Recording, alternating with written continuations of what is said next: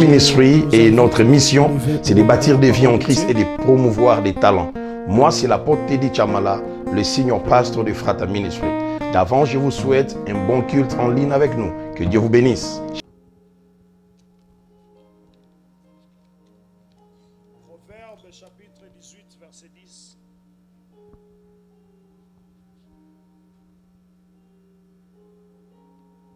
Proverbe chapitre 18.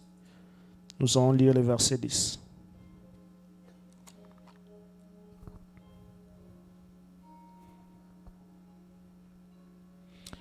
Nous lisons au nom de Jésus.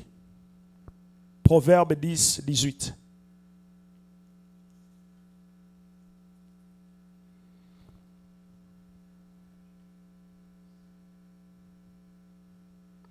Et j'aimerais que quelqu'un trouve aussi Jean chapitre 10, verset 29 à 31.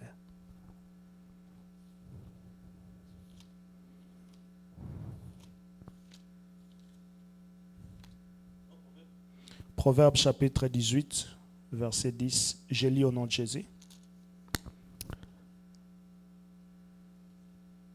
Le nom de l'Éternel est une tour forte.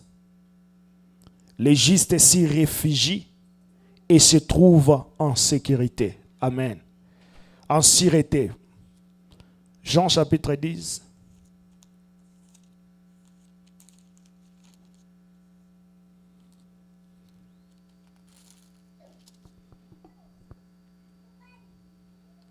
On commence à partir du verset 28. Je leur donne la vie éternelle. Elles ne périront jamais et personne ne les ravira de ma main. Mon Père qui me les a donnés est plus grand que tous et personne ne peut les ravir de la main de mon Père. Moi et le Père, nous sommes un. Amen. On s'arrête là. Moi et le Père, nous sommes un. Alléluia.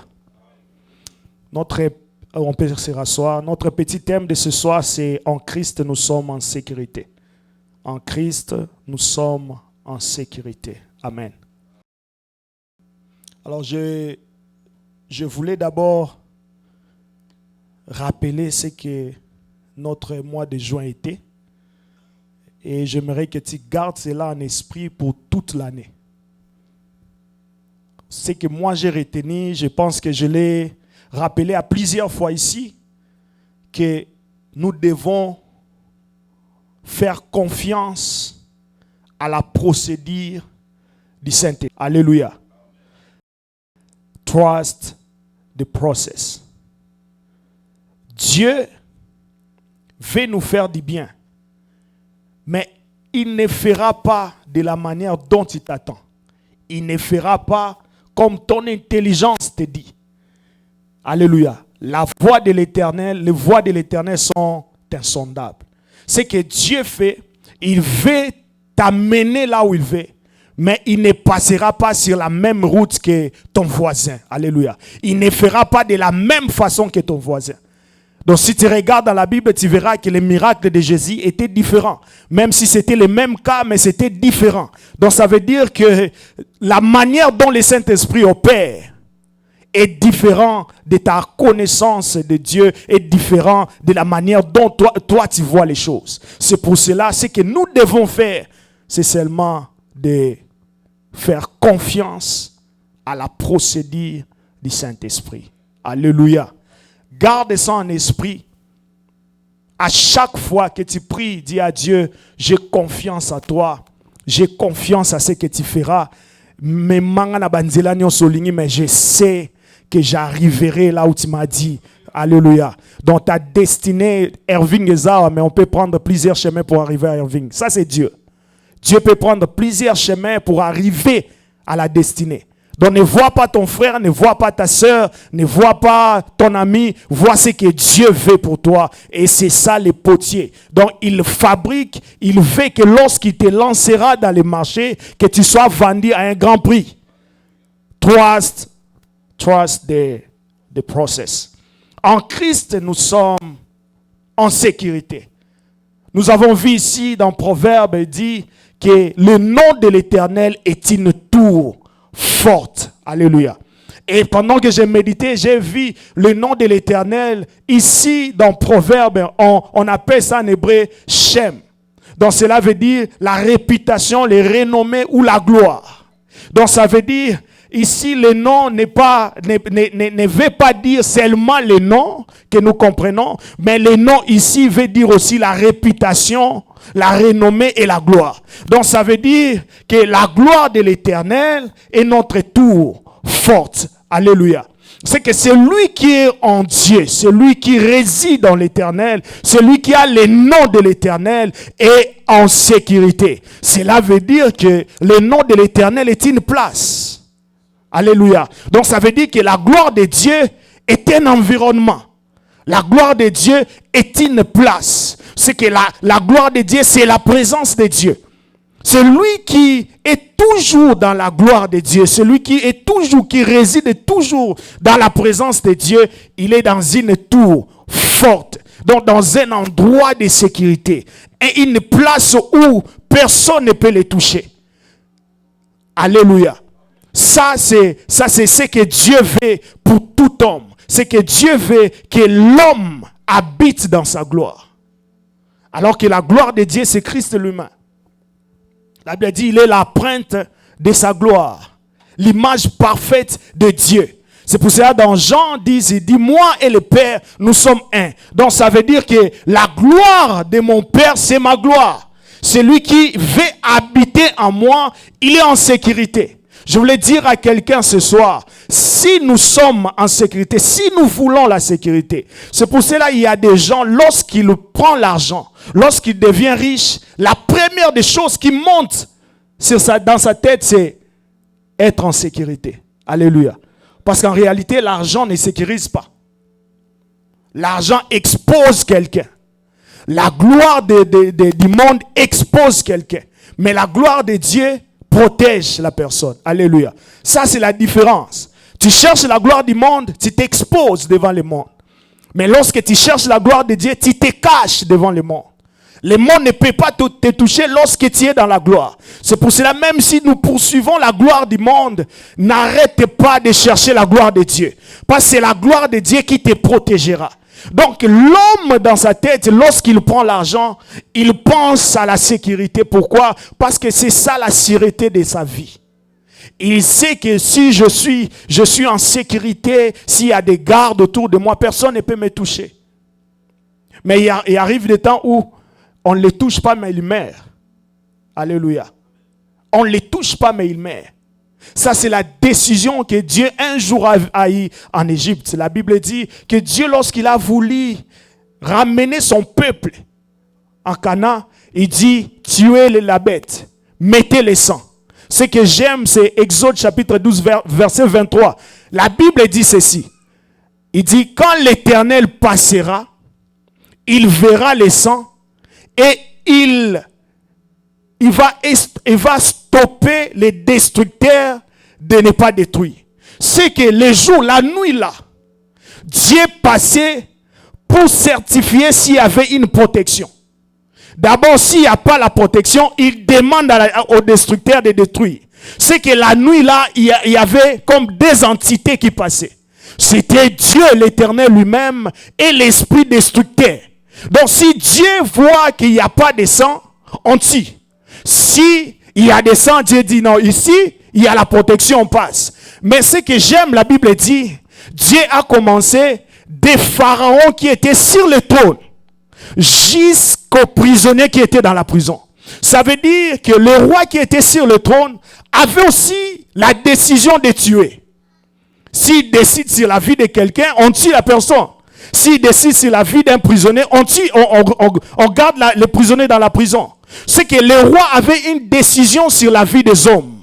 Mais lorsque Dieu était venu, même le roi ne pouvait pas décider sur la vie de son enfant. Alléluia. C'est qu'au-dessus de toute sécurité, au-dessus de toute gloire, il y a une gloire qui est notre Dieu. Lorsque Dieu est passé en Égypte, même le roi Pharaon, qui était assis sur son trône, n'a pas eu la décision de garder son fils en vie. Cela veut dire la gloire du monde ne te gardera pas en vie devant l'Éternel. C'est pour ça que ce que nous devons chercher, c'est résider dans la gloire de Dieu. Ne perdons pas la présence de Dieu. Ne perdons pas l'environnement de l'Éternel. Celui qui habite sous l'abri du Très-Haut repose à l'ombre du Tout-Puissant. C'est que notre toute puissance, c'est dans la présence de Dieu. Ne quitte pas la présence de Dieu pour aller chercher la gloire du monde. Non. Reste dans la présence de Dieu, va chercher la gloire du monde. Quelles que soient les choses qui arriveront, Dieu te protégera. La Bible dit, lorsque Dieu passait, il certifiait qu'ici il y avait le sang. Ici, il y a le sang, ne touche pas. Là-bas, il n'y a pas le sang, va toucher. Même le roi n'a pas pu garder son fils. C'est lui qui décidait sur la vie des hommes. C'est lui qui décidait sur la vie des prisonniers, sur la vie des esclaves. Il décidait même sur la vie des Israélites. Mais ces jours-là, le roi n'a pas pu décider sur la vie de son enfant. Ça, c'est ce que Dieu fait. Dieu, lorsque Dieu agit, il veut montrer à l'homme que toi, tu es limité ici. Tout homme a des limites. Quelle que soit sa puissance sur la terre, quelle que soit sa gloire sur la terre, il a des limites. Ton oncle a des limites.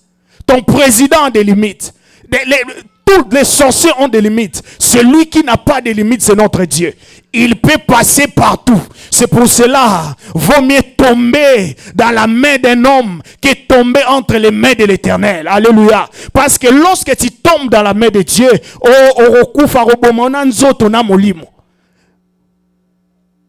la gloire de Dieu, la sécurité en Christ. Mais ça, c'était l'ombre des choses. Lorsqu'on mettait le sang, c'était pour protéger Israël, l'agneau. C'était l'ombre que le sang de Jésus peut protéger. Que Jésus nous protège. Mais ici dans Jean, la Bible dit, Jésus dit, j'appelle mes brebis. Je les appelle par leur nom. Ils m'attendent. Ils viennent à moi. Je les ai entre mes mains. Et personne ne les ravira entre mes mains. Parce que moi je suis dans le Père. Et moi et le Père, nous sommes un. Donc ça veut dire, Jésus voulait dire que ceux qui m'appartiennent, je les protège. Personne ne peut les ravir entre mes mains. Bien-aimé, sois-en sûr que tu appartiens à Jésus. Si tu n'es pas sûr que tu appartiens à Jésus, cherche Jésus ce soir. Parce que ceux qui appartiennent à Jésus, ils les connaissent par leur nom. Il dit, je les appelle, ils viennent à moi, je les ai entre mes mains et personne ne pourra les ravir. Aujourd'hui, nous avons peur des sorciers parce que nous ne sommes même pas sûrs que nous sommes enfants de Dieu. Nous avons peur des occultistes parce que c'est comme si notre croyance à Dieu est douteuse. Est-ce que non, yo moko ozo douter que ozaka mwana nzambe. Bandoki ya famille balie mingi. Mais ye moko alobi que ceux qui m'appartiennent, je les ai entre mes mains et personne ne peut les ravir.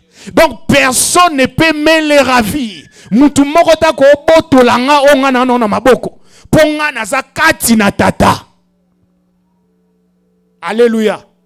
Toi qui es enfant de Dieu, toi qui as reçu Jésus, sois-en sûr que tu es dans un lieu de haute protection. De haute protection. Ba prison, ya ba haute protection comme ça. Nzamba bomba kaya solo bien-aimé. Ce qu'ici, Dieu veut seulement te montrer comment il peut te protéger.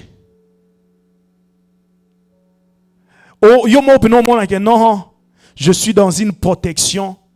Oh, que moutamo qui l'a protégé. Alléluia. Un jour, la Bible dit dans Esther 3, Naaman, il est le descendant de Agag. C'était un roi qui Dieu avait envoyé, le roi Saoul, pour aller tuer tout le monde, tous les peuples. Dieu avait dit au roi Saoul d'épargner aucune personne, même le roi. Mais ces jours-là, le roi Saoul a tué tout le monde. Il a épargné le roi Agag. Un jour, plusieurs années plus tard, il a désobéi à Dieu. Plusieurs années plus tard, Naaman est descendant d'Agag. Alléluia. La Bible l'appelle l'ennemi des Juifs. Donc quelqu'un qui s'est pointé déjà ennemi des Juifs à cause de sa lignée. C'est pour cela quand Dieu te dit de faire quelque chose, bien-aimé, fais ça. Parce que c'est Dieu qui voit l'avenir, ce n'est pas toi. C'est Dieu qui voit après 100 ans, ce n'est pas toi. Quand Dieu avait demandé à Saül de tuer tout le monde, il savait le pourquoi.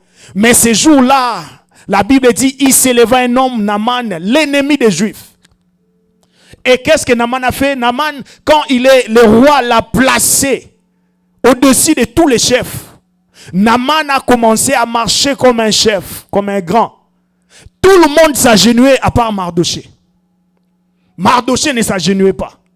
Alors Naaman, quand il a vu que c'était Mardoché, il a demandé au roi, il a proposé au roi que je te donnerai beaucoup d'argent, je mettrai ça dans les trésors royaux. Mais donne-moi seulement le droit de tuer tous ces peuples-là. Pourquoi? Parce qu'il y avait une seule personne qui désobéissait à la loi. Une seule personne qui ne voulait pas s'agenouiller parce que pour lui, Mardoché, je peux seulement m'agenouiller devant Dieu. Mais Dieu, parce qu'il était ennemi des Juifs, il a dit, je vais exterminer tous les Juifs. La Bible dit ceci, que lorsque les Juifs entendaient cela, ils pleuraient, ils gênaient, ils priaient. Donc ça veut dire, si vous lisez bien l'histoire d'Esther, cela veut dire que le gêne n'a pas commencé avec Esther. Alléluia. Alléluia. Parce que plusieurs pensent que le gêne avait commencé avec Esther. Quand Esther a dit, ok, gênons 3 jours. Non. Quand seulement les Juifs ont appris qu'il y a une personne qui s'est levée pour détruire tous les Juifs, la Bible dit qu'il y avait des Juifs qui gênaient, qui priaient et qui pleuraient. Quand Mardoché est venu chez Esther, il a dit à Esther, voici ce que le roi a dit. Esther maintenant dit, même si je suis la reine, mais il y a une personne qui est au-dessus de tout. C'est Dieu. Je voulais dire à quelqu'un, même si tu as des connaissances, tu penses qu'à partir de tes connaissances que tu seras sauvé. Tu penses qu'à partir de tes connaissances que tu auras de position. Mais sache une seule chose, qu'au-dessus de toutes ces choses, il y a Dieu. Au-dessus de toute décision, il y a Dieu. Et lorsque Esther a dit gênons et prions, la Bible dit ils gênaient, ils priaient. La Bible n'a pas mentionné quel genre de prière qu'ils ont fait, mais ils ont prié pendant 3 jours. Et Dieu a bouleversé les choses. Dieu a changé de décision. Parce que Esther et le peuple se sont tournés vers celui qui protège. Donc ça veut dire que le roi avait la décision de tuer le peuple de Dieu, mais la prière a changé la décision du roi. La Bible dit ces jours-là, le roi n'a pas pu dormir. Dieu a commencé à rappeler au roi les choses que les hommes ont fait. La Bible dit ces jours-là, la nuit, il a commencé à regarder les livres des souvenirs. Tala soko lingi muto kanisa yo kokomele na message te oyebinga isute so li muto kanisa yo ko benga ite potune obosani ngate tala kende lukanzambe Dieu lui-même il va révéler les choses. Dieu lui-même il va réveiller sa pensée, sa mémoire pour que les choses, les souvenirs reviennent. Ko lukaka mutute na sima mukongo soka bosani yo abosani yo. Joseph a Luka na sima ba panetier babosane. Mais Dieu s'est souvenu, il a donné un songe que les panetiers je voulais dire à quelqu'un, si tu veux vivre dans Dieu, il faut reconnaître une chose, que tu es vraiment un enfant de Dieu et que tu veux la sécurité de Dieu. Sans Dieu ces jours-là, tous les Juifs, mais ils ont dit, il y a une seule chose. Nous savons que celui qui sécurise, c'est Dieu. Je voulais dire à quelqu'un, je sais que tu as beaucoup de choses. Tu as peur de la vie. Tu as peur des hommes. Tu as peur de beaucoup de choses. Même de ta famille. Mais une seule chose. Il Yebse na yebi ke yondo batelaka. Bien-aimé baoba na Yesu Masia. Baza bato ba vandi likolo na Yesu. La Bible dit esika ya vandi ne biso tozali. Kobanga mokilité. Cherche la gloire du monde, mais cherche ça en Jésus. Il va te protéger et il protégera ta gloire. Que Dieu te bénisse.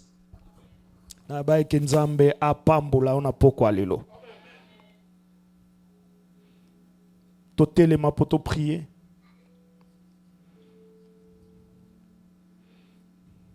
On a 20 minutes de prière.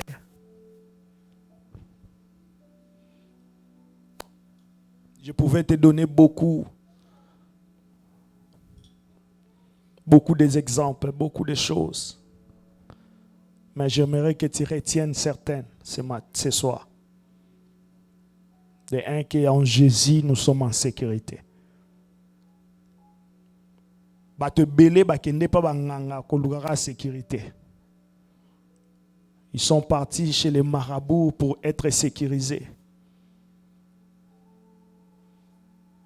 Mais la plus haute sécurité, c'est être en Jésus-Christ.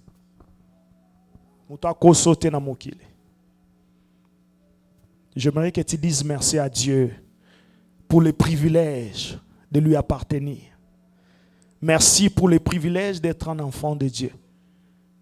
Dis à Dieu merci parce qu'il a dit qu'ils ne sont nés ni de la chair ni du sang, mais de la volonté de Dieu. Merci parce que ta volonté a permis que je sois ton enfant, que je sois ta fille, que je sois ton fils. Au nom de Jésus, prions.